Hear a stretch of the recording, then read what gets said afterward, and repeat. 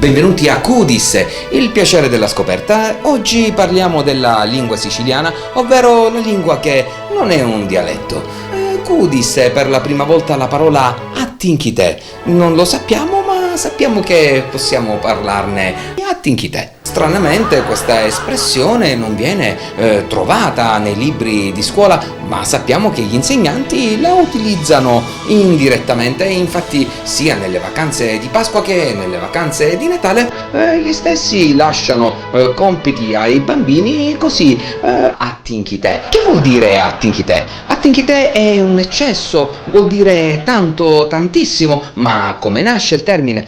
Pare che il termine nasca nella città di Siracusa in un'antica taverna dove un oste particolarmente lagnoso ad ogni avventore che chiedeva una bottiglia di vino rispondeva sì, ma t'inchite. Così un giorno un avventore particolarmente assetato di nero d'avola pare che ne bevve tantissimo fino a svuotare l'intera botte e l'oste si incazzò come uno sgarbi, al che l'avventore rispose scusa, io me l'ho inchiusa tutta perché tu mi hai detto t'inchite. E da quel giorno, per dire tantissimo, si dice attinchite. Come spesso accade, il termine viene sostituito con locuzioni italiane che però stentano a dare la stessa forza del termine siculo.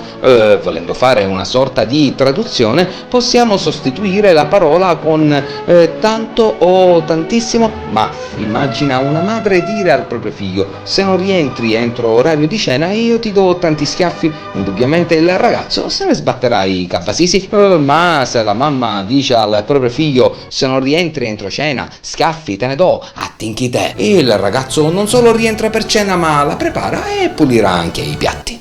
Come si direbbe in inglese attinchi te? Forse much? Forse very very much? Non lo sappiamo, ma pare che anche l'ammiraglio Nelson, una volta arrivato in Sicilia, avendo assaggiato e conosciuto il vino Marsala, urlò I want vino Marsala attinchi te.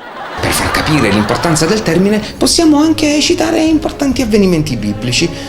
Pare che Noè, per invitare agli animali a salire sull'arca, gli disse entrate in fretta perché tra poco piove attinchite, e così come Gesù moltiplicò pani e pesci attinchite per la folla, quando alle nozze di Cana finì il vino, Maria gli chiese di trasformare l'acqua in vino perché questi bevevano attinchite.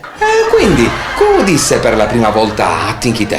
Non lo sappiamo, ma pare che questo termine abbia proprio fatto la storia, ma non poco. Attinchite. Buonanotte e alla prossima puntata di Cudis, il piacere della scoperta.